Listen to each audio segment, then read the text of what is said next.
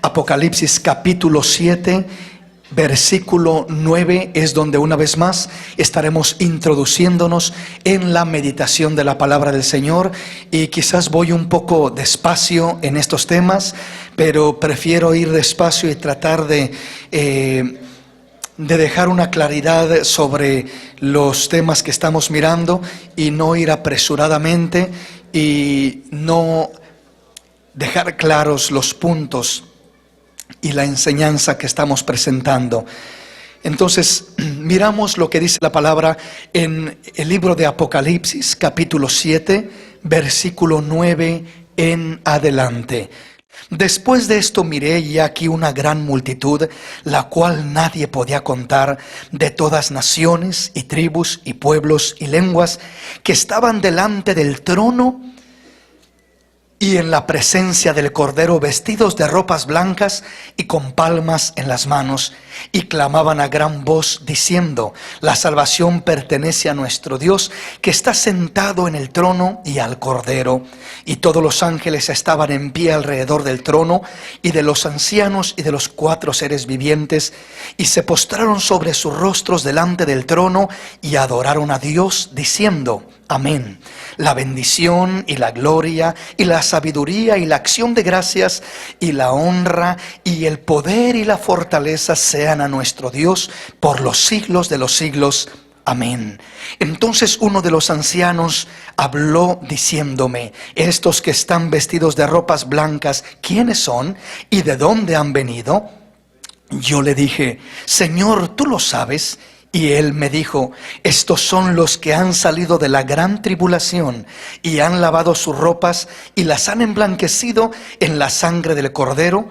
Por esto están delante del trono de Dios y le sirven día y noche en su templo. Y el que está sentado sobre el trono extenderá su tabernáculo sobre de ellos. Quiero invitarle para que pongamos toda nuestra atención una vez más en la palabra del Señor. Y continuamos una vez más con este tema relacionado con lo que es la iglesia. La iglesia pasará la gran tribulación, pasará la ira de Dios, el juicio de Dios, el castigo de Dios. No lo pasará. ¿Será que los que se quedan cuando Cristo viene a levantar a su iglesia son los que estarán teniendo una segunda oportunidad cuando Cristo ya se llevó a la iglesia que estuvo preparada?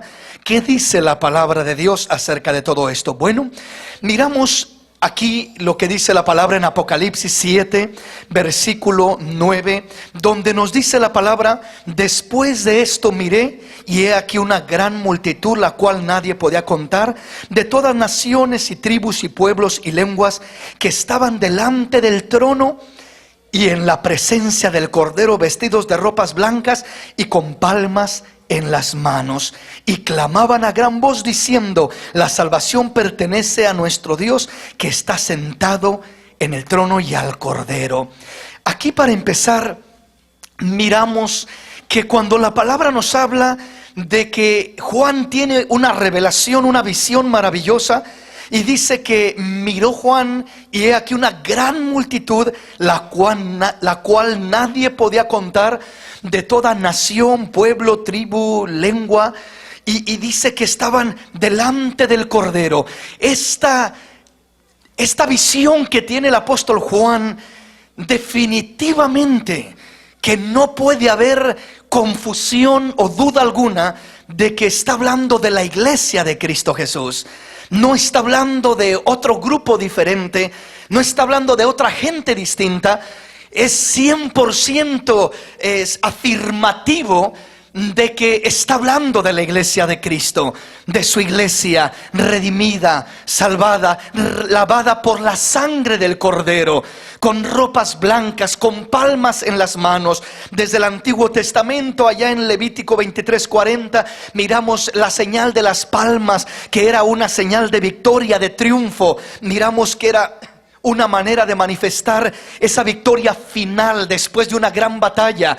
Lo hermoso de este pasaje es cómo el apóstol Juan está mirando a la iglesia en su terminada final, cruzando la línea final de la carrera, de la batalla, de la lucha, de la victoria obtenida que ha tenido la iglesia. La está mirando como Cristo la mira. El diablo quiere mirar a la iglesia derrotada, dañada, dividida, estorbada. Y cuando hablo de la iglesia, no estoy solamente hablando como un grupo grande de gente, sino que estoy hablando también como personas individuales, porque la iglesia no solamente es hablar de un grupo grande. La iglesia es cada uno de nosotros que hemos sido lavados con la sangre del Cordero de Dios. Tú eres la iglesia de Cristo individualmente. Yo soy la iglesia de Cristo individualmente. Claro que también formamos la iglesia como grupo, como lo que es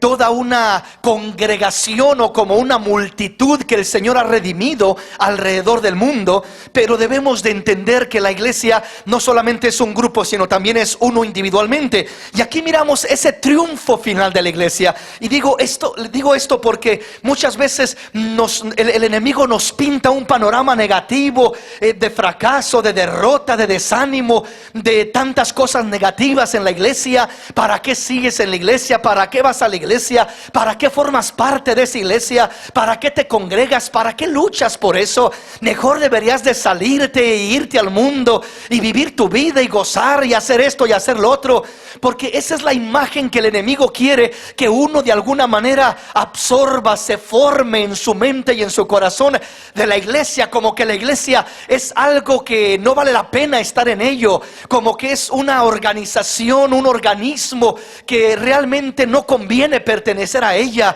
porque al fin y al cabo hay malos testimonios, hay problemas, hay dificultades, hay luchas, hay pruebas, hay un montón de cosas desagradables.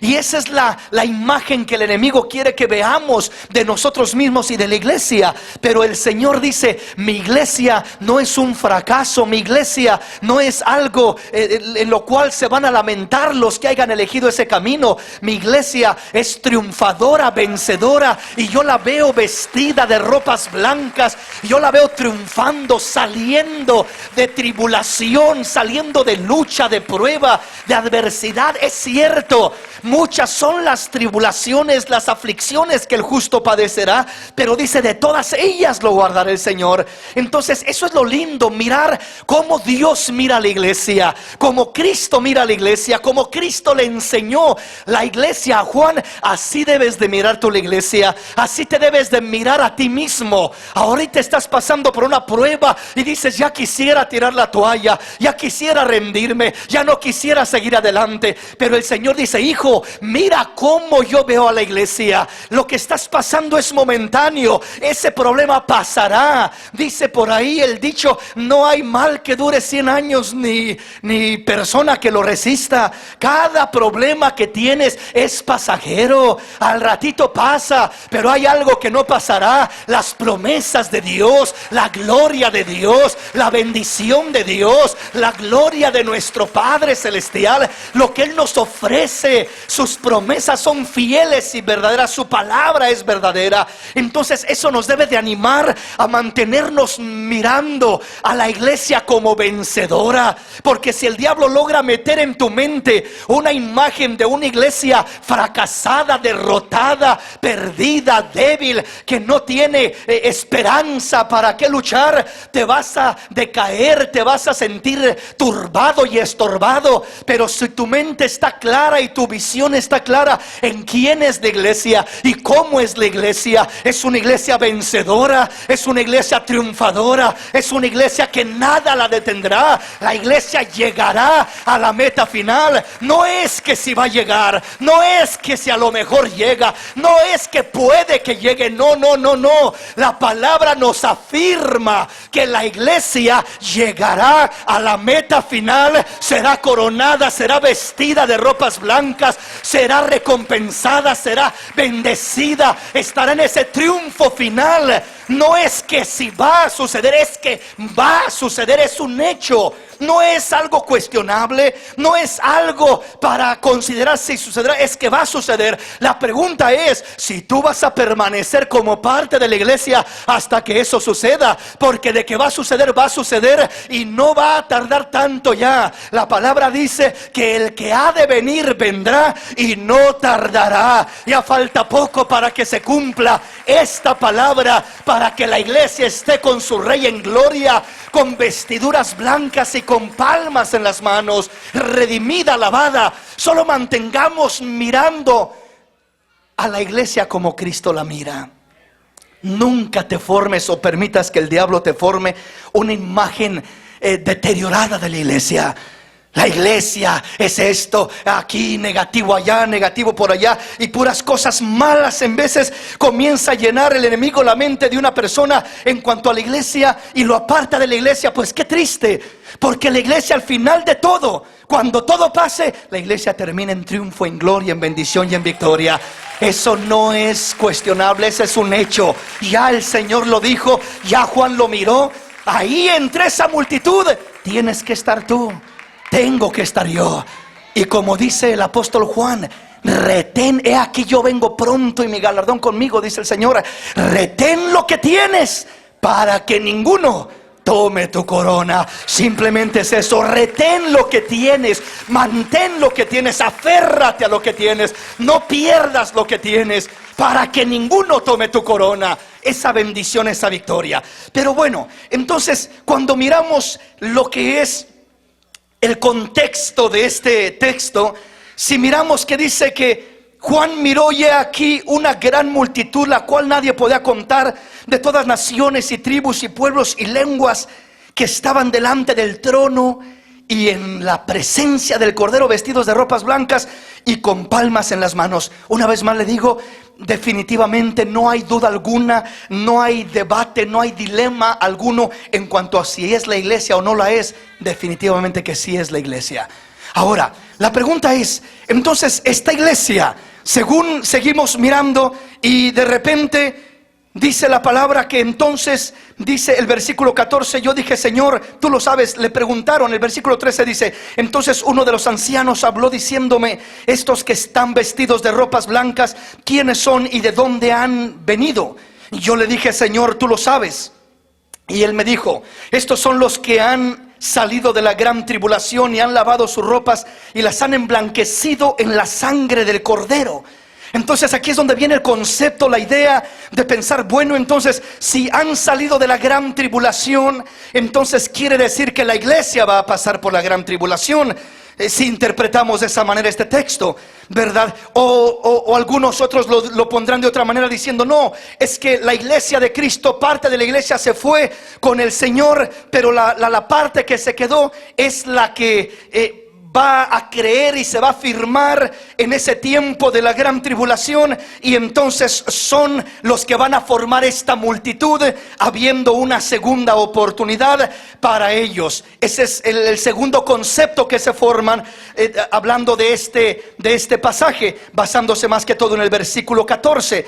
Pero yo quisiera invitarle para que pudiéramos analizar primeramente el primer punto que tocamos la semana pasada, fue esa gran multitud. ¿Dónde comienza?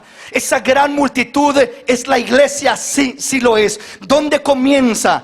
Comienza desde el tiempo de Abraham proféticamente, hablando de una multitud de todas las naciones siendo benditas en la simiente de Abraham. No en las simientes, no en Isaac, Jacob y las 12 tribus de Israel, sino en la simiente, dice Gálatas 3, 15 y 16. Entonces nos habla de una simiente, la cual es Cristo. Cristo bendeciría, en Cristo serían benditas todas las naciones de la tierra. Ya proféticamente desde el tiempo de Abraham se viene mirando esa profecía cumplirse. ¿Por qué razón? Porque viene proféticamente Dios trayendo esa fe de Abraham a través de los tiempos, hasta que viene a manifestarse directamente lo que es la simiente de Abraham, la cual es Cristo Jesús, en la cual se rompe lo que es ya la idea o lo que es el plan de solamente venir al pueblo de Israel, sino ahora es a todos los que creen en su nombre, les ha dado poder de ser hechos hijos e hijas de Dios,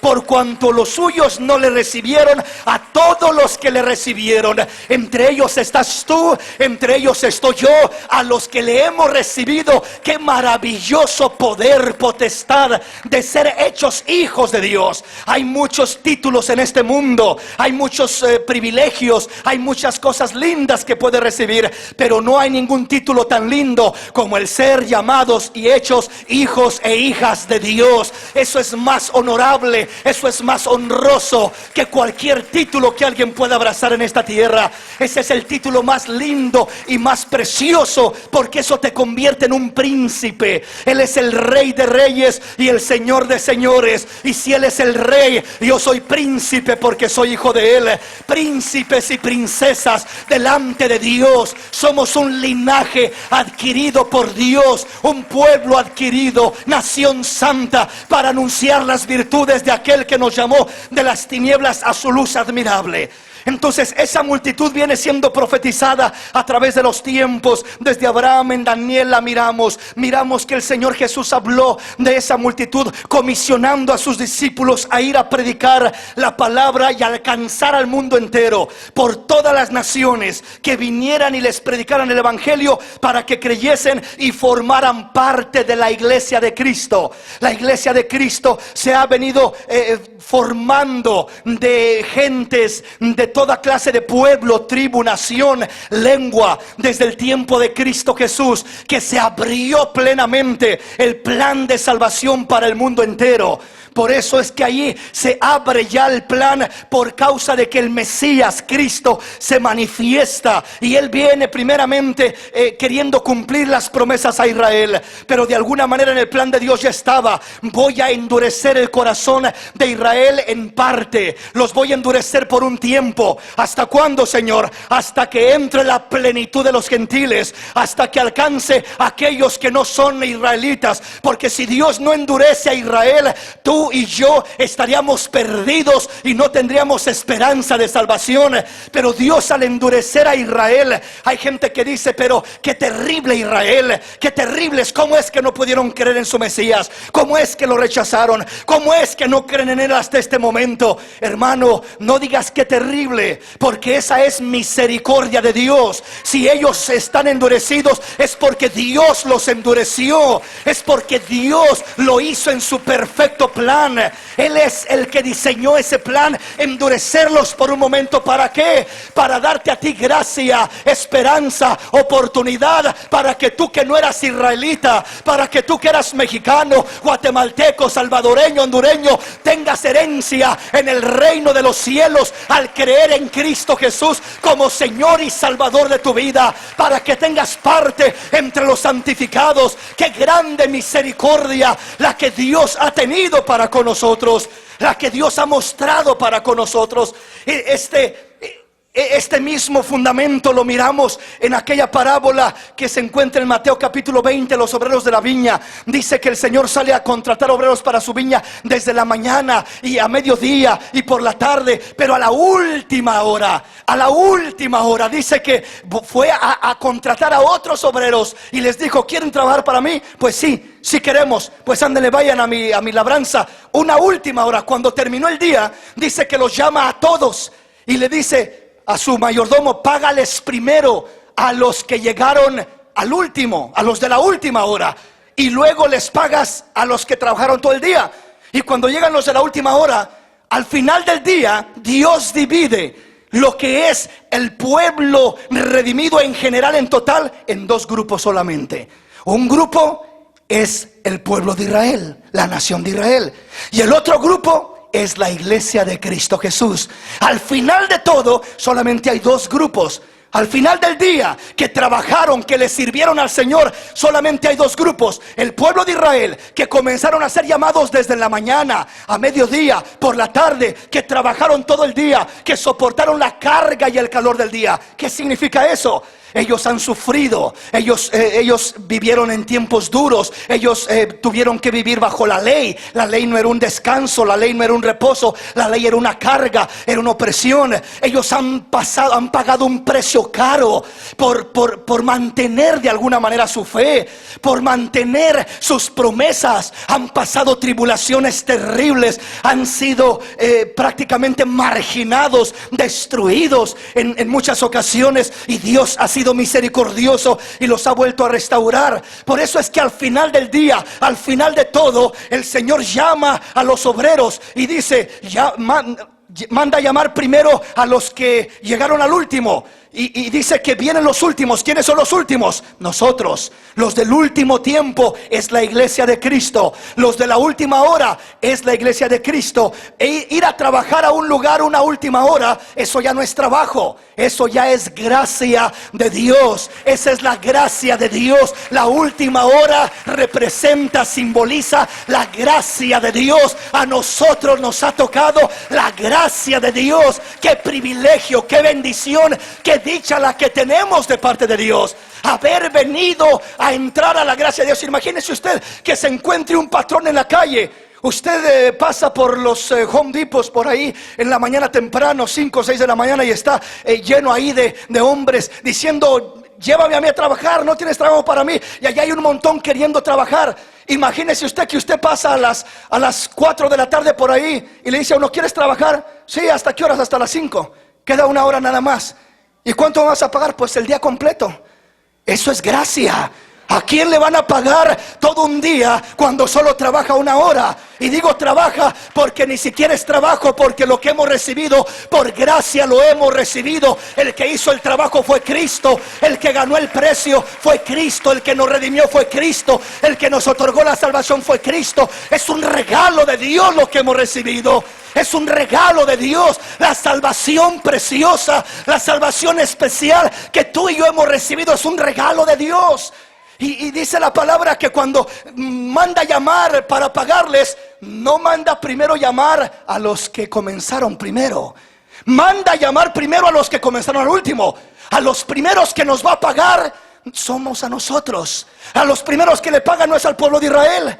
Los primeros serán últimos, y los últimos, que éramos nosotros, seremos primeros para entrar a la gloria de Dios y para recibir el salario de la salvación, la recompensa de la salvación, para recibir esa victoria maravillosa de parte de Dios. Esa es gracia de Dios. Esa es una bendición que debemos de valorar. Pero lo que más me llama la atención es que cuando llegan, primeramente dice que llegan los últimos, o sea, la iglesia, y dice que el Señor les paga, y les paga un denario. Ese era el salario del día entero. Y cuando los otros miraron que les pagó un denario, dijeron: seguro que a nosotros nos va a pagar mucho más. Si a estos que no hicieron nada y llegaron a la última hora les da un denario, el pago de todo el día, a nosotros nos va a pagar una semana, yo creo. Pero llegan los otros y les da su denario también solamente. Y uno de ellos comienza a murmurar y a decir: oye, pero esto es injusto. ¿Por qué me pagas un denario yo que trabajé todo el día y soporté la carga y el calor del día? Y a este que llega a la última hora le pagas igual que a mí. Y dice el Señor: bueno, ¿te hago agravio alguno? ¿Acaso no convenía en pagarte el día? Te estoy pagando lo que es justo. No te estoy haciendo agravio ni te estoy fallando. Te estoy pagando lo justo. Pero que yo quiera dar a este que no hizo nada igual que a ti, eso es gracia. Que no me es lícito hacer lo que yo quiero con lo que es mío. Eso sucederá en el último momento, en el último día, en el último tiempo, cuando entra la iglesia a la gloria de Dios y entra el pueblo de Israel a la gloria de Dios. Al final de cuentas no habrá diferencia. Igual de bendecidos serán ellos que nosotros. La diferencia es que ellos sufrieron, soportaron, pasaron situaciones duras. Ellos sufrieron la carga y el calor del día, todo el día trabajando para obtener, para recibir lo que se les da al final. Y la iglesia a la última hora, ya cuando la puerta se estaba cerrando: métete, está bien, éntrale. Y se mete uno y hereda salvación y vida eterna sin haber trabajado como ellos trabajaron. Venimos de descendencias paganas, venimos de pueblos paganos, venimos completamente, hermanos, de herencias que no merecíamos entrar a su gloria. Pero entramos porque Dios es bueno, por su misericordia.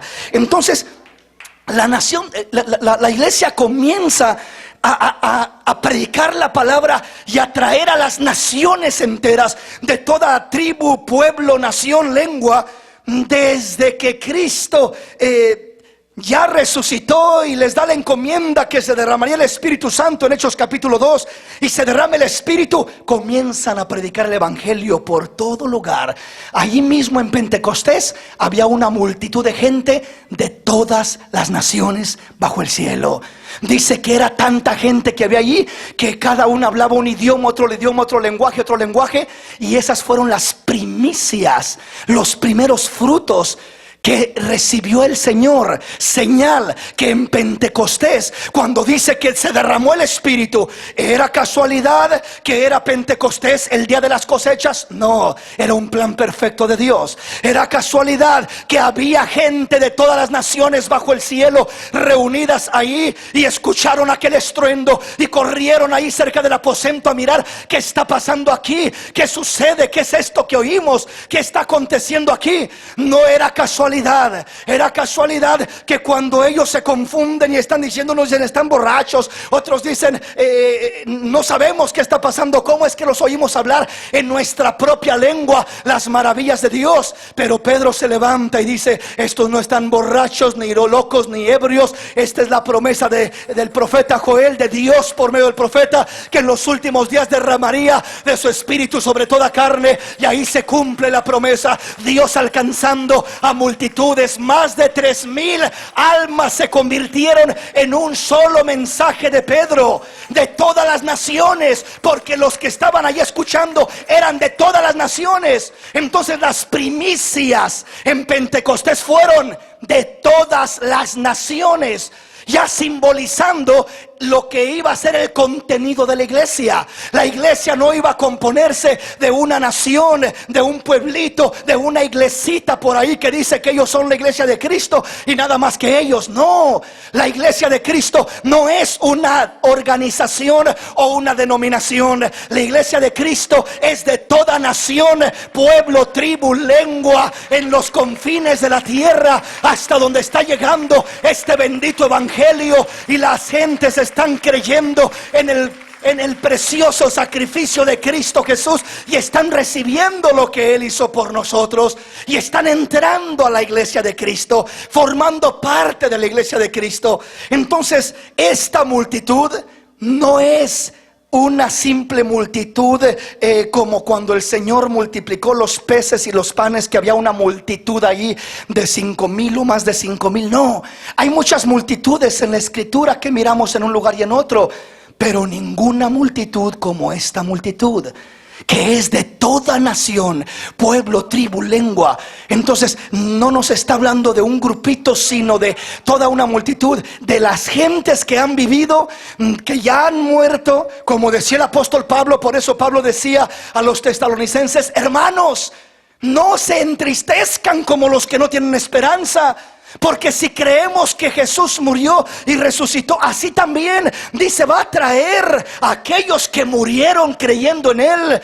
Va a venir una segunda oportunidad y se sonará la trompeta, y cuando se suene esa trompeta, los muertos en Cristo resucitarán primero, y nosotros que estamos en vida seremos arrebatados para encontrarnos con el Señor en los aires y así estar siempre con el Señor. No se entristezcan, decía el apóstol Pablo. ¿Por qué les decía eso? Porque el apóstol Pablo y aquella gente primitiva, de la iglesia primitiva, esperaban el arrebatamiento en su tiempo. Esperaban que Jesús iba a venir en ese tiempo cuando ellos estaban. Pero de repente se murió un hermano, se murió una hermana, y se entristecían y decían: Ay, qué lástima, el hermano se perdió ese día tan maravilloso, el arrebatamiento, esa venida gloriosa del Señor que viene por su iglesia. Pero el apóstol dice, no se entristezcan, no piensen que han perdido algo los que se nos adelantaron, porque dice, al final de cuentas, cuando suene esa trompeta, nos vamos todos juntos. Los muertos en Cristo se levantan y los que estamos en vida somos transformados y nos levantaremos para encontrarnos con el Rey en los aires y así estar con el Señor por una eternidad. ¿Sí me explico, mis hermanos? Entonces debemos de comprender, de entender que no es que uno deba de pensar de que la iglesia solamente somos los que estamos en vida. La iglesia la formamos todos los que han muerto en Cristo. Imagínense cuántas multitudes de gentes desde el tiempo de Cristo, desde el tiempo del libro de los Hechos de los Apóstoles y hasta acá, cuánta multitud de gente de toda nación, pueblo, tribu y lengua han creído en el Señor y han muerto esperando esa promesa maravillosa. ¿Será que porque ya murieron se perdieron la oportunidad? ¿Será que porque ya murieron no son parte de la iglesia?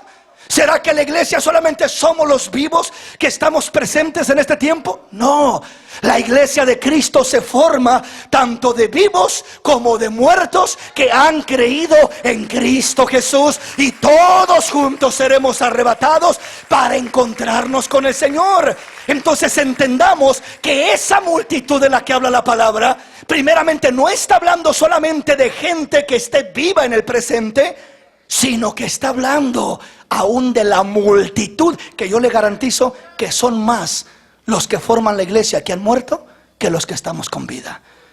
¿Por qué razón? Hermano, cuente simplemente 2000 años para acá, ¿cuánta gente ha creído en Cristo desde el tiempo de los apóstoles? Y lógicamente toda esa gente ya murió. ¿Cuánta gente sigue muriendo al presente? ¿Sí me explico? Y toda esa gente que ha creído en Cristo es parte de la iglesia. Entonces la iglesia, el Señor le dijo a Abraham, voy a bendecirte como las estrellas del cielo, como la arena del mar. Imagínese simplemente hablar del polvo de la tierra, de la arena del mar, y hablando aún de lo que son las gentes que han muerto, los cristianos que han muerto y que están en el sepulcro ahorita, se van a levantar porque son iglesia de Cristo, porque son parte de la iglesia redimida y van a formar parte de esta multitud. Van a formar parte de esta multitud. Entonces identifiquemos de la manera correcta esta multitud. Esta multitud no es una multitud que aparece ahí nomás como los que están en vida, un grupo que brota y que sale en los últimos tiempos. No, la iglesia de Cristo no la compone un grupo de gente de los últimos tiempos. La iglesia de Cristo la compone, repito, toda la multitud que ha creído en Cristo, vivos y muertos. Porque los que mueren, no mueren sino que viven para Dios. Porque Dios no es Dios de muertos, sino Dios de vivos. Su cuerpo está muerto, pero su alma está gozando con el Señor. Así que el Señor traerá esas almas para unirse a un cuerpo glorificado. Lo que va a resucitar de la tumba, no piense que el alma de los seres queridos está ahí en esa tumba fría y que está ahí esperando. No. El alma del hombre está en la presencia del Rey. Estar ausente del cuerpo es estar presente con el Señor. Para mí el vivir es Cristo, dijo Pablo, y el morir es ganancia. El hombre desde que muere vuela a la presencia del Rey, y cuando Cristo venga trae esas almas para unirlas a un cuerpo glorificado, y entonces así arrebatarlos para estar con Él por una eternidad, pero en un cuerpo glorificado. ¿Sí me explico, mis hermanos? Entonces dice una vez más el versículo 9: después de esto miré ya aquí una gran multitud, la cual nadie podía contar, de todas naciones y tribus y pueblos y lenguas, que estaban delante del trono y de la presencia del Cordero, vestidos de ropas blancas y con palmas en las manos. Repito, esta es la entrada final, la entrada triunfal de la iglesia, cuando la iglesia cruza la meta final y llega a su meta, a estar con el Señor. Para muchos esto va a ser precisamente el arrebatamiento. Para algunos que ya murieron, ya están con el Señor, se nos adelantaron en espíritu, su alma está con el Señor, pero su cuerpo necesita pasar por el proceso de lo que es la glorificación, juntamente con nosotros que estamos en vida, que seamos arrebatados. Seremos transformados antes de poder estar con el Señor, amén, en un cuerpo glorificado. Entonces veamos que esta multitud es la iglesia del Señor, y que no es un grupo que vive en los últimos tiempos, sino una cantidad, una multitud que se compone desde las multitudes que murieron en los tiempos pasados, en los coliseos romanos, la Santa Inquisición. Ustedes ¿sabe cuántas cantidades de miles de almas de cristianos masacró y mató? O sea, ha habido tantas situaciones de almas de creyentes, de cristianos que han muerto, que han padecido, que han sufrido en la historia del tiempo. Usted dirá, estamos aquí, no estamos pasando ninguna tribulación, pero que nosotros no le estemos pasando no significa que muchos de nuestros hermanos queridos, nuestros hermanos consiervos nuestros, no han padecido. Nosotros, gracias a Dios, que no hemos padecido, pero muchos de nuestros consiervos y de nuestros antecedentes, ellos sufrieron, padecieron, fueron torturados, fueron masacrados, padecieron cosas terribles. Ellos vivieron tiempos crueles, tiempos duros, tiempos difíciles, y son parte de la iglesia. Entonces, cuando aquí la palabra nos habla en el versículo 14 y dice: yo le dije, Señor, tú lo sabes. Y él me dijo: estos son los que han salido de la gran tribulación y han lavado sus ropas y las han emblanquecido en la sangre del Cordero.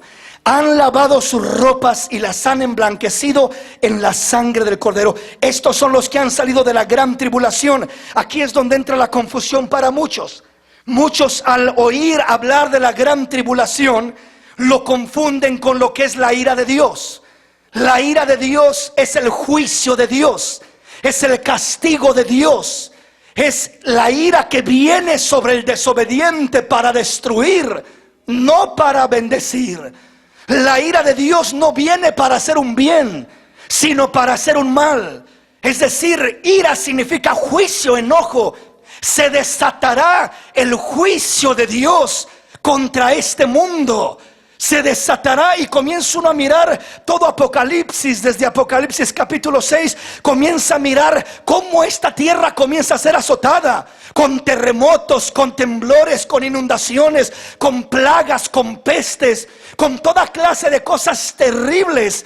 Que dice la palabra que los hombres aún serán torturados. Dice la palabra que vendrán legiones de demonios manifestándose como criaturas, materializándose humanamente. La palabra describe a algunos de ellos como langostas con cola de escorpión y cara de mujer, y pelo de mujer y cara de león, y tanta cosa que habla la palabra. Y dice que atormentarán a los hombres, y dice que la muerte huirá, y que los hombres buscarán la muerte y no la encontrarán. Todo eso son azotes, es ira, eso es juicio de Dios sobre esta tierra. Quiero decirle, antes de que esos juicios caigan, el Señor promete levantar a su iglesia, llevarse a su iglesia, estar en gloria con su iglesia, tener a su iglesia salvo. La ira de Dios no es para la iglesia,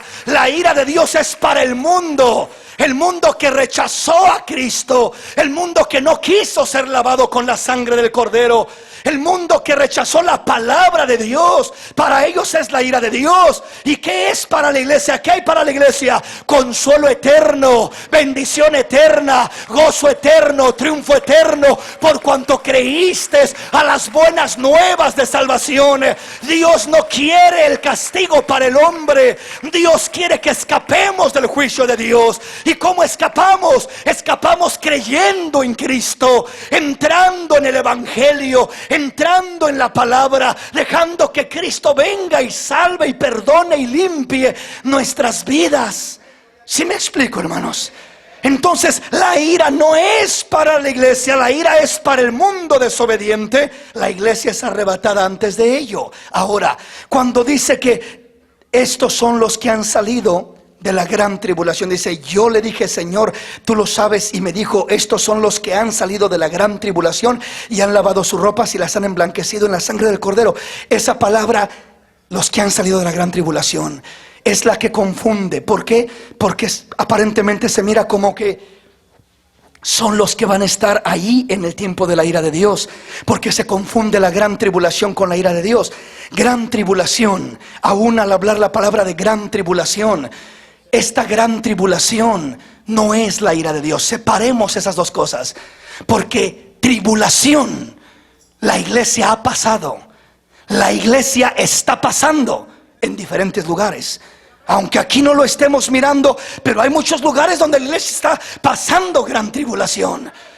Y no sabemos lo que nos espera a nosotros, porque podemos nosotros también pasar por gran tribulación, por grandes cosas, por grandes situaciones. ¿Usted cree que lo que pasó en el tiempo de la Segunda Guerra Mundial, los judíos y parte cristianos, en toda esa persecución infernal que extendió Hitler, usted cree que eso no fue gran tribulación para los que fueron torturados y masacrados y destruidos y destrozados en ese tiempo?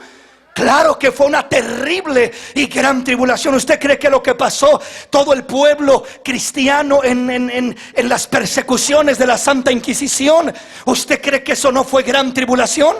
Fue una terrible gran tribulación para ellos. Los destrozaban, los mataban en vida. Se dice de cada tortura tan bárbara que les hacían. Se habla de que a las mujeres que estaban encinta las abrían, les sacaban el bebé en vida, les metían un animal, un gato en el vientre y las cosían para que aquel animal, al sofocarse internamente en el vientre de la mujer, comenzara a rasguñar, queriendo salir desesperadamente, estando viva la mujer, queriendo solamente una cosa: niega tu fe y paramos esta tortura. Niega tu fe y paramos esta tortura. Un día de estos le voy a traer una enseñanza más directamente de todas las cosas que ha pasado la iglesia de esa manera, porque en veces ignoramos o en veces simplemente nos imaginamos que la iglesia no ha pasado nada. Pero pasar tribulaciones, grandes tribulaciones como esas, no es una cosa sencilla. Es algo que a cualquiera que no está firme en su fe lo hace negar a Cristo, tirarlo todo y decir: yo no creo en nada, o creo en cualquier ídolo o lo que sea por tal de salvar mi vida. Pero solo alguien que tenga una fe firme, viva, segura en el Creador de los cielos, en el Redentor de los cielos, es el único que podrá soportar, sobrevivir. Y repito, no sabemos lo que nos espera a nosotros, porque no estamos exentos de gran tribulación. Estamos exentos de la ira de Dios, pero no de gran tribulación. La iglesia la ha pasado. La iglesia la ha pasado y la puede llegar a pasar y la está pasando en diferentes lugares. Entonces, ¿podemos llegar a padecer, a sufrir situaciones difíciles? Sí, claro que sí. Pues, ¿qué de especial tenemos nosotros que no tuvieran los cristianos primitivos? Si ellos sufrieron, si ellos padecieron. Por eso es necesario afirmar nuestra fe, fundamentarnos en el Señor, para que venga lo que venga, tu fe esté segura, estés anclado en el Señor, estés firme en el Señor. Y si viene algo que haya de venir, pues vendrá. Pero el Señor es grande, es bueno, es misericordioso, y Él promete no dejarnos. Si nos ha de dejar ser probados, Él, si tenemos una buena relación con Él, te fortalecerá, te afirmará, te confortará y te mantendrá firme. Como le dijo a Pedro: he rogado por ti para que tu fe no falte, para que tu fe no desmaye. El Señor ha prometido no darnos cargas más pesadas de las que podemos sobrellevar, y juntamente con la prueba darnos la salida. Entonces, repito, la iglesia ha pasado gran tribulación y sigue pasando tribulaciones tremendas en diferentes lugares, aunque nosotros no lo estemos pasando en este lugar, pero que aún podemos llegar a pasarlo. Tribulación, y aún gran tribulación, pero no la ira de Dios. ¿Sí me explico? Distingamos esos dos puntos. No confundamos ira de Dios con gran tribulación. Me explico. Vamos a la palabra, mis hermanos.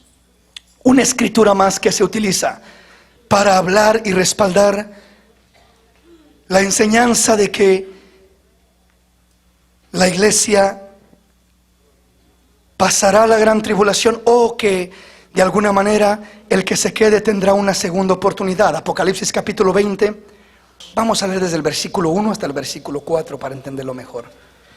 Vi un ángel que descendía del cielo con la llave del abismo y una gran cadena en la mano, y prendió al dragón, la serpiente antigua, que es el diablo y Satanás, y lo ató por 1000 años, y lo arrojó al abismo, y lo encerró, y puso su sello sobre él, para que no engañase más a las naciones, hasta que fuesen cumplidos 1000 años, y después de esto debe ser desatado por un poco de tiempo. Y vi tronos, y se sentaron sobre ellos los que recibieron facultad de juzgar, y vi las almas de los decapitados por causa del testimonio de Jesús y por la palabra de Dios, los que no habían adorado a la bestia ni a su imagen, y que no recibieron la marca en sus frentes ni en sus manos, y vivieron y reinaron con Cristo 1000 años. Aquí miramos lo que viene siendo una resurrección antes del reino milenial, y se dice que precisamente estas almas son toda esa iglesia. Esta escritura de Apocalipsis 24 se relaciona, o la relacionan muchos, con Apocalipsis 7, 9, donde habla de que la iglesia pasa por aquella gran tribulación, tomando a la iglesia como que la iglesia solamente fuera el grupo de vivientes que estará en el último tiempo, ignorando que la iglesia forma o es formada desde los primeros cristianos que murieron y padecieron en el tiempo primitivo. ¿Sí me explico? Entonces no podemos pensar que es un grupo exclusivo, que la iglesia de toda nación, pueblo, tribu y lengua que nadie podía contar, que es la multitud de Apocalipsis 7, que ese va a ser un grupito que va a estar en el último tiempo, que se van a dejar decapitar y que no se van a dejar no se van a dejar marcar, y que al final de esos juicios resucitan y se levantan. Esa es la interpretación que se le da a este versículo 4 del capítulo 20. Y vi tronos y se sentaron sobre ellos los que recibieron facultad de juzgar, y vi las almas de los decapitados. O sea, se dice, todo el que se quede, todo el que no se va con Cristo, se va a tener que dejar cortar la cabeza para que no lo marquen. Y si se deja cortar la cabeza y muere, pues entonces va a ser parte de esa multitud que Juan miró en Apocalipsis 7.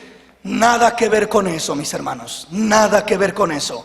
Aquí en Apocalipsis 24 nos está diciendo, y vi las almas de los decapitados por causa del testimonio de Jesús y por la palabra de Dios, los que no habían adorado a la bestia ni a su imagen, y que no recibieron la marca en sus frentes ni en sus manos, y vivieron y reinaron con Cristo 1000 años. ¿Quiénes son estos muertos?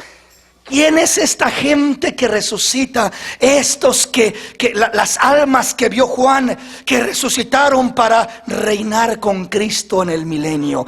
Estos no son gentiles, estos no son mexicanos, estos no son salvadoreños o guatemaltecos. Estos son israelitas 100%.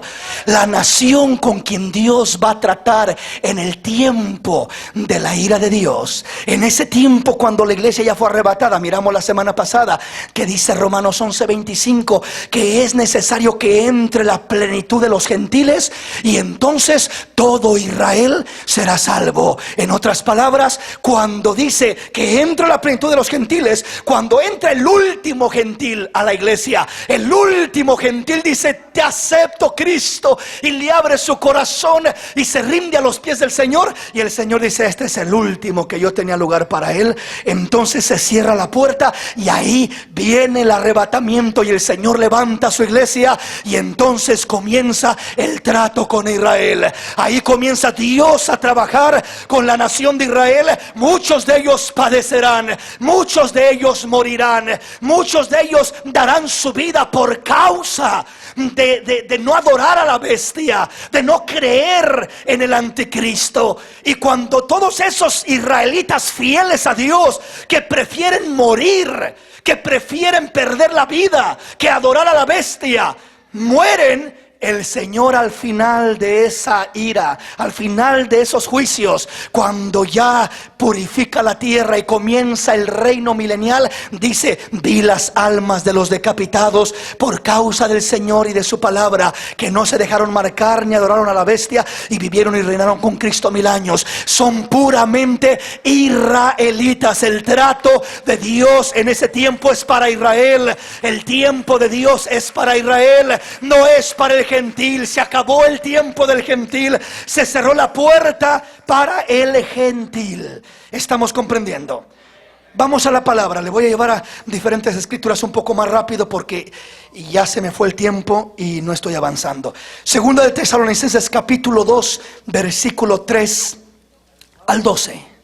Nadie os engañe en ninguna manera, porque no vendrá sin que antes venga la apostasía y se manifieste el hombre de pecado, el hijo de perdición, el cual se opone y se levanta contra todo lo que se llama Dios o es objeto de culto, tanto que se sienta en el templo de Dios como Dios, haciéndose pasar por Dios. ¿No os acordáis que cuando yo estaba todavía con vosotros os decía esto?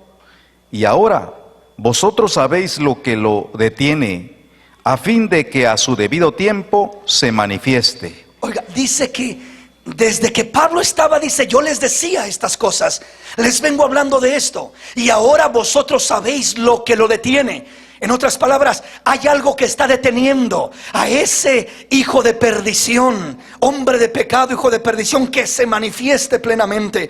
Y ahora vosotros sabéis lo que lo detiene, a fin de que a su debido tiempo se manifieste. Hay un debido tiempo. ¿Cuándo será ese debido tiempo que se manifestará ese hombre de pecado, hijo de perdición? El debido tiempo será cuando Cristo levanta su iglesia. Ese es el preciso y debido tiempo. La plenitud de los gentiles entra y entonces comienza el trato con Dios. Cristo levanta a su iglesia y entonces comienza a manifestarse con todo poder y todo engaño. Vea lo que sigue diciendo. Porque ya está en acción el misterio de la iniquidad, solo que hay quien al presente lo detiene, hasta que él a su vez sea quitado de en medio. Ya está en acción. Desde el tiempo del apóstol Pablo está en acción. Ya viene operando el espíritu del anticristo. Ya viene la maldad. Ya viene planificándose el orden mundial. Ya viene todo desde siglos atrás. ¿Usted cree que todo esto del nuevo orden mundial y toda esta política y situaciones que estamos mirando es algo nuevo de hace 2 años o 5 años o 10 años? Hace siglos y siglos que estas cosas vienen ya preparándose para que esto se lleve a cabo. Pero claro, cada vez, cada día, cada año que pasa más, nos acercamos más, se mira más claro, se mira más transparente, se va tomando forma más visible y todo se va ya juntando de una manera más completa. La tecnología, la ciencia, todo lo que hay se va acomodando la plataforma para el lanzamiento pleno de ese personaje, de ese hombre de pecado, hijo de perdición. Dice: porque ya está en acción el misterio de la iniquidad. Es un misterio de iniquidad que viene desde el tiempo de Pablo, pero dice: hay quien al presente lo detiene, hasta que él a su vez se ha quitado de en medio, y entonces se manifestará. ¿Quién es quien puede detener esa ola de maldad, esa plaga de maldad, de destrucción, esos principados y demonios que no hay poder humano que puedan controlarlos o contenerlos? ¿Quién es quien puede contener o puede controlar o detener a esa potestad, ese principado, ese demonio, todo eso que va a venir? ¿Quién podrá detenerlo? Sino solamente el poder del Espíritu Santo de Dios que está en la iglesia de Cristo. La iglesia de Cristo, el Espíritu de Dios que está sobre la iglesia, está en la iglesia. A la iglesia se le dijo: te daré autoridad sobre todo principado y potestad. Las puertas del infierno no prevalecerán contra mi iglesia. Lo que ates en la tierra, lo ato en el cielo. Lo que desates en la tierra, lo desato en el cielo. A la iglesia se le dio autoridad y potestad para detener, no por sí misma, sino por el poder de Dios, por el Espíritu Santo de Dios. Es lo que está deteniendo esa fuerza, ese poder, esa influencia. Hay quien al presente lo detiene. Repito, ¿quién puede detener eso? ¿Y será que no se ha manifestado porque no quiere? Oh, si él pudiera, ya se hubiera manifestado plenamente hace años atrás. Pero si no se ha manifestado, es porque hay quien lo detiene. Como un perro rabioso que lo tiene encadenado el Señor y diciendo: detente, detente, ya llegará tu tiempo. Y llegado el tiempo le suelta la cadena y suelta ese perro rabioso a destruir. Eso es lo que el Señor va a hacer. Eso es lo que está pasando. Está en acción, pero lo que está pasando, eso es una broma, eso es un chiste a comparación de lo que viene. Lo que viene es cosa espantosa que no ha habido, no ha sucedido desde el principio del mundo, ni sucederá jamás. Son los juicios en plenitud derramándose de Dios sobre este mundo, y el anticristo reinando con todas sus huestes en medio de ello. ¿Sí me explico, hermanos? Entonces, versículo 7, pues ya está en acción, porque ya está en acción el misterio de la iniquidad. Solo que hay quien al presente lo detiene hasta que Él, el Espíritu de Dios sobre la iglesia, a su vez se ha quitado del medio. ¿Cuándo es cuando Él será quitado del medio? Cuando el Señor arrebata su iglesia. Cuando el Señor arrebata su iglesia, se quita del medio el estorbo. Se quita de medio lo que detenía aquella influencia de manifestarse. Y entonces, oiga lo que sigue diciendo versículo 8. Y entonces se manifestará aquel inicuo, a quien el Señor matará con el espíritu de su boca y destruirá con el resplandor de su venida. Inicuo, cuyo advenimiento es por obra de Satanás, con gran poder y señales y prodigios mentirosos, y con todo engaño de iniquidad para los que se pierden, por cuanto no recibieron el amor de la verdad para ser salvos. Primer punto que vemos aquí es que este inicuo que viene, cuyo advenimiento, cuya venida es por obra de Satanás, con gran poder y señales y prodigios mentirosos, y con todo engaño de iniquidad para todos los que se pierden, por cuanto no recibieron el amor de la verdad para ser salvos. Este inicuo va a engañar al mundo entero que se quedó. Va a engañar a todo el hombre que se quedó, excepto al pueblo de Israel, que son el pueblo con quien Dios estará tratando, trabajando. Serán el trato de Dios que Dios estará teniendo con ellos. Pero fuera de ello dice que este inicuo traerá un poder tan extraordinario que engañará a todo el mundo.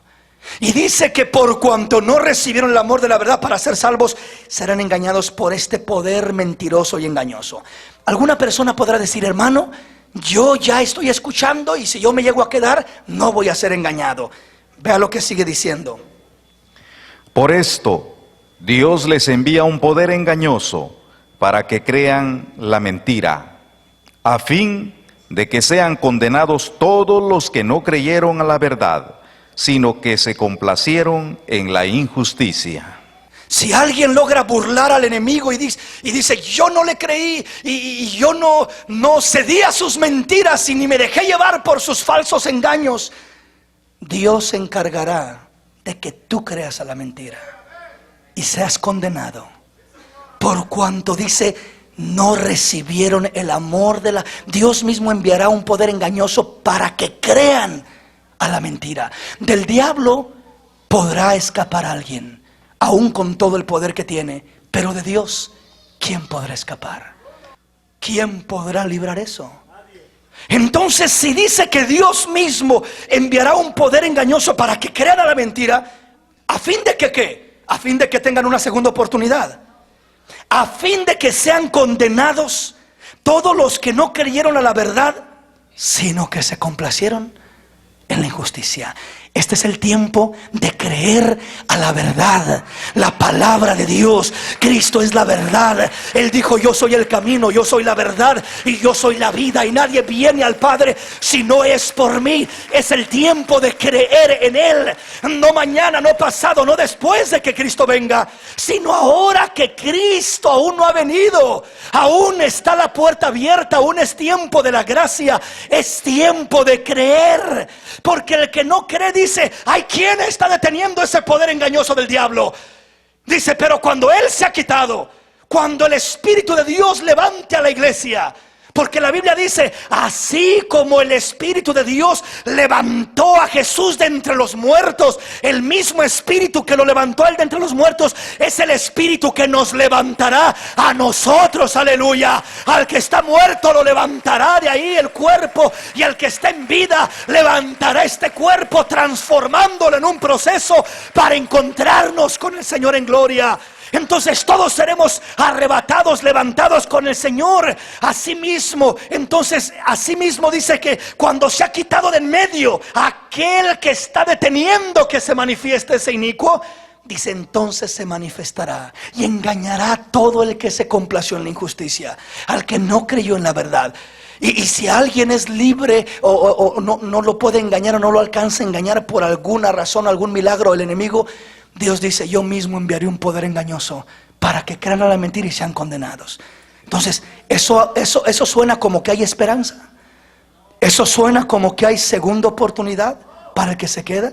No, eso suena como que no hay problema, si no me voy en la primera, me voy en la segunda. No, eso suena como que bueno, no hay problema, nomás me dejo mochar la cabeza y ya con eso ya la hice y resucito, según dice Apocalipsis 20, y vi las almas de los muertos, de los decapitados por causa de Cristo, de no adorar a la bestia ni dejarse marcar. Entonces ahí voy a resucitar. No, es que habría una contradicción en la Biblia, porque aquí nos dice que no hay oportunidad. Aquí nos dice que cuando se ha quitado de en medio el Espíritu de Dios que está sobre la iglesia, entonces se manifestará aquel inicuo. Y cuando se manifiesta ese inicuo, nadie tiene oportunidad de los gentiles. Todo el que se complació en la injusticia, el que rechazó el amor de la verdad para ser salvo, el enemigo lo engañará. Y el que no es engañado por el enemigo, Dios envía un poder engañoso para que crea esa mentira y sea engañado. ¿Qué esperanza hay? No hay esperanza después del arrebatamiento, pero hay esperanza hoy, antes de que Cristo venga. Hay esperanza hoy para poder entrar en el redil, en el rebaño, para poder arreglar nuestra vida con Dios, para poder arrepentirnos, para poder ponernos a cuentas. Hoy hay esperanza. Mañana ya no habrá esperanza. Cuando digo mañana me refiero al día que uno muera, y si murió sin estar a cuentas con el Señor, o si el Señor viene en esta noche, se acabó la oportunidad. Ya no hay esperanza. Entonces Apocalipsis 24 no está hablando de los gentiles que se quedaron por desobedientes, porque aquí dice claramente que el gentil que se queda por desobediente es engañado porque no creyó a la verdad para ser salvo. Y aquí dice claramente que no hay oportunidad, porque Dios mismo le envía un poder engañoso para que crea la mentira y sea condenado por cuanto rechazó el amor de la verdad para ser salvo. Entonces, ¿cómo va a haber oportunidad? ¿Cómo es que no se va a dejar marcar? ¿Cómo es que no va a adorar a la bestia? ¿Cómo es que no va a ser engañado? Si el enemigo por un lado lo va a engañar y Dios por otro lado le va a enviar un espíritu de engaño para que crea, ¿cómo se va a escapar? No habrá escapatoria, sino que habrá eterna perdición solamente. Por eso la palabra sigue sonando y diciendo: si oyeres hoy su voz, no endurezcáis vuestro corazón. Como el Señor dice, como dice el Espíritu Santo, no endurezcas tu corazón. Él llama a la puerta, Él toca, y si Él toca tu corazón, ábrele y déjalo entrar, y Él cenará contigo y tú estarás con Él por una eternidad. Él estará contigo y tú gozarás y te deleitarás en su presencia por una eternidad. Vamos a la palabra rápidamente. Mateo capítulo 25, versículo 1 en adelante. Entonces el reino de los cielos será semejante a 10 vírgenes que, tomando sus lámparas, salieron a recibir al esposo. 5 de ellas eran prudentes y 5 insensatas. Las insensatas, tomando sus lámparas, no tomaron consigo aceite, mas las prudentes tomaron aceite en sus vasijas, juntamente con sus lámparas.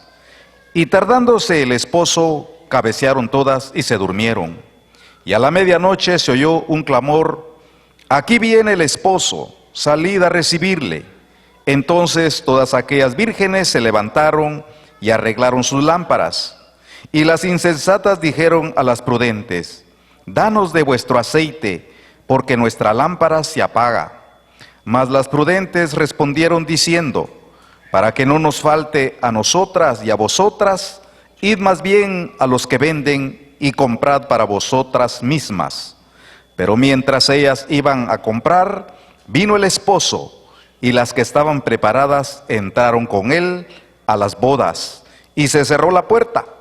Después vinieron también las otras vírgenes diciendo: Señor, Señor, ábrenos. Mas él respondiendo dijo: de cierto os digo, no os conozco. Velad pues, porque no sabéis el día ni la hora en que el Hijo del Hombre ha de venir.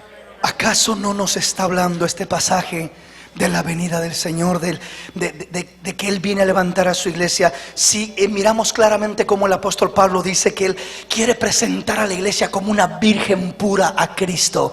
Él quiere presentar a la iglesia, prepararla, que esté esperando a su Señor. ¿Qué es lo que el Señor nos manda? Estar orando y velando, esperando. No orando y velando en el sentido de que no durmamos ni un momento, sino en el sentido de estar alertas, estar al pendiente, estar al tanto. Y dice estar velando y orando. Y aquí nos habla de 10 vírgenes. Aquí nos habla, vamos a ponerlo de esta manera, la plenitud de la iglesia. Toda la iglesia entera, la iglesia que se prepara, la iglesia que está lista, la iglesia que está limpia, la iglesia que ama al Señor, la iglesia que se consagra, y la iglesia que está dormida, que está descuidada, que no está lista. Y llega el momento cuando todas las 10 vírgenes están juntas, todo el montón de gente está junto. En este lugar, en este país, en México, en Guatemala y en todo el mundo entero. Ahí están las 10 vírgenes regadas por toda la tierra. Pero llegará el momento, a la medianoche. ¿Qué representa la medianoche? Un momento de oscuridad terrible. El pecado, la maldad, la perdición, las tinieblas, el mundo en su mero apogeo. Un desborde de maldad a derecha y a izquierda. Hacia allá nos dirigimos. Vamos acercándonos a la medianoche, oscureciendo cada día más. El mundo quedando en tinieblas a cada momento más y más. Y a la medianoche se escucha un clamor, con voz de mando, con voz de arcángel, con trompeta de Dios. Se oirá ese clamor. Los muertos en Cristo se levantan. Pero cuando sigue ese clamor, se levantan las 10 vírgenes. Y dice que 5 de ellas agarran sus lámparas con aceite, las prenden y se van a encontrarse a su amado, a su esposo. Y van a recibirlo. Y las otras 5 no tienen aceite. Y les dicen: oye, préstame de tu aceite para también yo tener con qué recoger, ir a encontrar al esposo. No, después me va a faltar a mí también y ni tú ni yo llegamos. Mira, detente, espérame, no vayas a la iglesia. Mira, quédate, ayúdame, apóyame. Mira, tenga cuidado, porque muchas que son iglesia, pero que no buscan a Dios como iglesia, que están en la iglesia, que conocen la Biblia, etcétera. En veces, si te pones a detenerte por entretenerte, haciéndoles caso en haz esto, haz lo otro, ven aquí, ven allá, de repente se queda usted y se quedan ellos también. Estas fueron prudentes y dijeron: mira, ¿sabes qué? Aquí ya es individual, se acabó la comadre y el compadre y el amigo y el vecino, aquí es individual, yo me voy. Que el esposo no quiere, pues quédate tú, pero yo me voy. Que los hijos no quieren, pues quédate tú, pero yo me voy. Aquí ya es individual. Aquí ya no es que, no, pues es que yo me tengo que quedar porque mi esposo no quiere, ni es que mis hijos le hace muy aburrido y muy largo, yo por eso ya no voy a la iglesia. Y cada quien comienza con sus cosas, dándole gusto a los que no tienen aceite. Y estas no hicieron eso. Estas vírgenes dijeron: Ustedes vayan a los que venden, vayan y compren, vayan y busquen, vayan y oren, vayan y ayunen, lean la palabra, no pida solamente oración, oren por mí, hermanos. No, póngase a orar usted como que oren por mí. Hay gente que solamente ore por mí y ore por mí, nunca ora él o ella por sí mismo. No es así. Entonces dice que las que tenían aceite en sus lámparas salieron a encontrarse con el esposo y lo recibieron, y dice que las otras se fueron a buscar. Ya no era tiempo de buscar, ya no era tiempo de prepararse, era muy tarde. Y cuando se fueron a buscar aceite, las otras entraron y se metieron a las bodas con el Señor. Es lo que estamos esperando nosotros. Y dice que cuando las otras que se quedaron, si fuera, hermanos, que en verdad Apocalipsis 7:9 estuviera hablando de una segunda oportunidad para el que se queda después de que Cristo viene, quiere decir que aquí este pasaje tendría que decir el Señor cuando vienen las segundas que se quedaron. Ya entraron unas a las bodas con el Señor, y acá vienen las otras que se quedaron, las otras 5, la mitad, y vienen: Señor, Señor, tocándole, ábrenos, Señor. El Señor hubiera dicho: pues tarde, pero por lo menos llegaron, pásenle, hombre. ¿O sabe qué? Primero tienen que pasar este tremendo juicio, tienen que morir y luego les abro la puerta. Pasen una noche fría afuera por lo menos. Pero no les dice eso, no da esperanzas. El Señor dice que les dijo, mas Él respondiendo dijo: de cierto os digo que no os conozco. Velad pues, porque no sabéis el día ni la hora en que el Hijo del Hombre ha de venir. No os conozco. No dirá: espérenme un poquito más y sufran un poco y ya después las dejo entrar, después habrá chance, pero por el momento no se puede. No, ya no se puede. No entraron a la primera y ya no hay segunda. Eso es lo que muestra la palabra en diferentes pasajes, y es de lo que tenemos que estar conscientes. Nos tenemos que preparar para la primera. Tenemos que entrar a la primera, porque o entramos o nos quedamos afuera. No hay otra cosa. No hay que después o que una segunda o algo por el estilo. No, mis hermanos, por eso tenemos que tener firme y bien claro lo que va a pasar y lo que nos espera a nosotros. ¿Sí me explico? El que se queda va a ser engañado. El que se queda, el enemigo lo engañará con sus poderes engañosos. Y si el enemigo no lo engaña, Dios lo engañará para que crea la mentira. Y quedándose de esa manera, yo no me voy a dejar marcar. ¿Cómo que no? Si va a ser el primero corriendo, yo quiero esa marca. Yo quiero ser el primero. Va a sentir una dicha y un gozo en recibirlo, porque está engañado. Porque está engañado.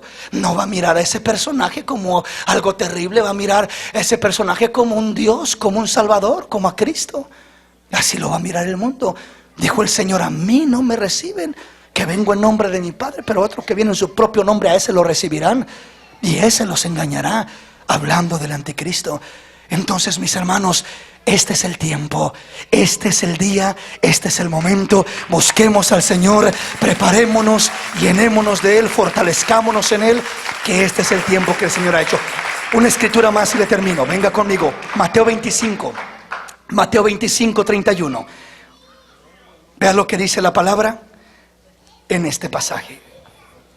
Cuando el Hijo del Hombre venga en su gloria y todos los santos ángeles con él, entonces se sentará en su trono de gloria, y serán reunidas delante de él todas las naciones, y apartará los unos de los otros, como aparta el pastor las ovejas de los cabritos, y pondrá las ovejas a su derecha y los cabritos a su izquierda.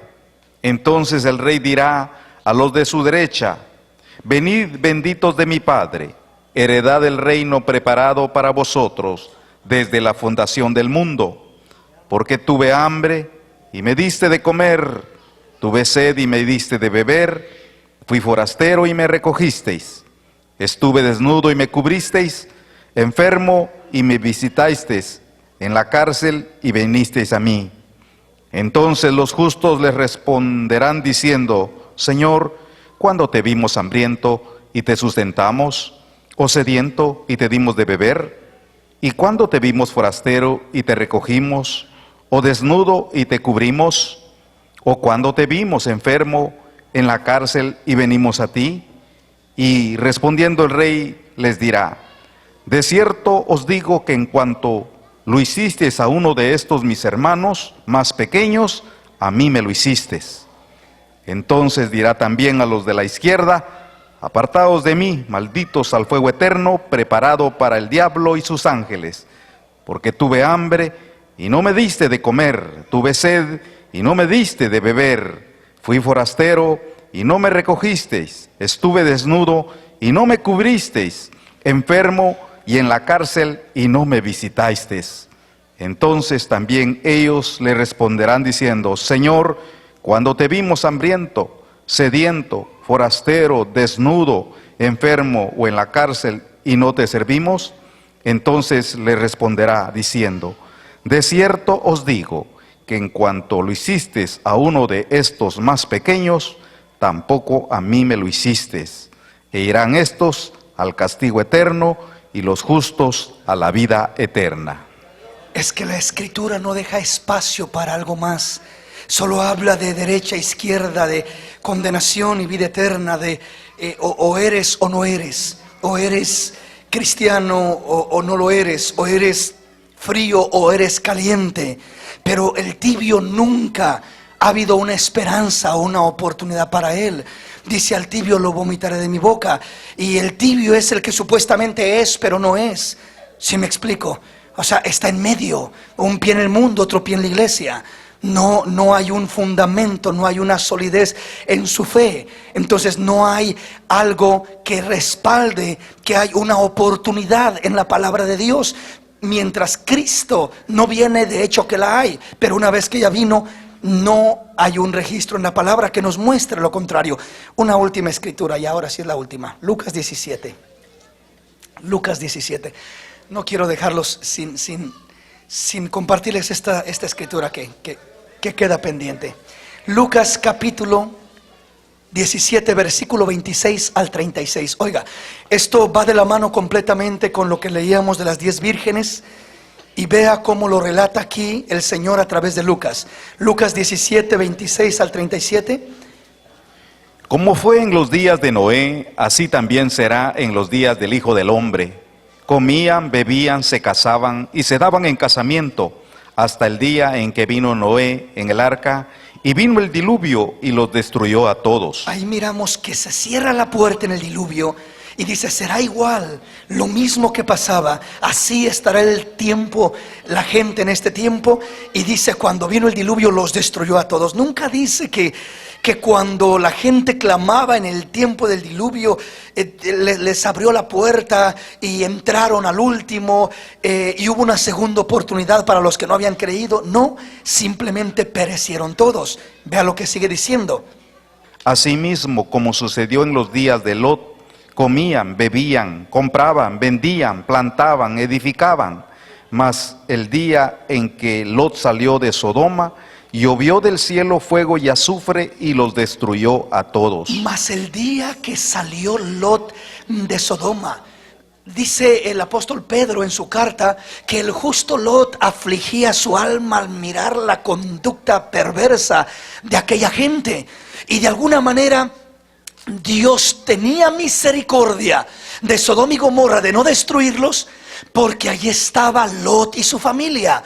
Cuando Dios manda a los ángeles que saquen a Lot y a su familia, dice la palabra que los agarraron y casi los sacan a la fuerza y los apresuraban a salir. Y cuando iban saliendo, dice: hasta que no salió Lot, no cayó el juicio sobre esas ciudades. Hasta que no salga la iglesia de este mundo, no caerá el juicio sobre esta tierra. Pero al instante que sale la iglesia de esta tierra, cae el juicio, fuego y azufre, como cayó en Sodoma y Gomorra. Es lo mismo, pero de una manera multiplicada sobre este mundo. Ya no será el juicio de Dios solamente sobre Sodoma y Gomorra, será el juicio de Dios sobre todo el mundo. Pero pone el ejemplo de aquellas ciudades, así como lo hizo con Sodoma y Gomorra. Vea cómo sigue diciendo: Así será el día en que el Hijo del Hombre se manifieste. En aquel día, el que esté en la azotea y sus bienes en casa, no descienda a tomarlos, y el que en el campo, asimismo no vuelva atrás. Acordaos de la mujer de Lot. Todo el que procure salvar su vida, la perderá, y todo el que la pierda, la salvará. Os digo que en aquella noche estarán dos en una cama, el uno será tomado y el otro será dejado. Dos mujeres estarán moliendo juntas, la una será tomada y la otra dejada. Dos estarán en el campo, el uno será tomado y el otro dejado. Y respondiendo le dijeron: ¿dónde, Señor? Él les dijo: donde estuviera el cuerpo, ahí se juntarán también las águilas. El Señor hablando de los ejemplos como Noé en el tiempo del diluvio, como Lot en el tiempo de Sodoma y Gomorra, como igual lo miramos en los diferentes momentos que la mujer de Lot salió, pero dio la vuelta y dio la espalda y se convirtió en sal. Estarán dos en el campo, uno será tomado y otro será dejado. Dos mujeres estarán en el campo moliendo, también será tomada una y dejada otra. Dos en la cama, uno será tomado y otro será dejado. Será uno tomado y otro dejado. Dos en una cama, posiblemente un esposo, una familia, un matrimonio, uno tomado y otro dejado. Dos en el campo, amigos, compañeros, uno tomado y otro dejado. Vea que habla de que no todos se van. Uno se queda, otro se va. 5 vírgenes prudentes, 5 insensatas. Unos entran, otros quedan fuera. Unos de la derecha y otros de la izquierda. ¿Dónde queremos estar nosotros? ¿De qué grupo queremos ser nosotros? ¿De qué clase de vírgenes queremos ser? ¿De las prudentes o de las insensatas? ¿Del que se queda o del que se va? La decisión no es de Dios. La decisión es tuya, la decisión es mía. Y hoy es el día de decidir. Aleluya. Levántate y ponte sobre tus pies. Y vamos a acercarnos a hablar con el Señor.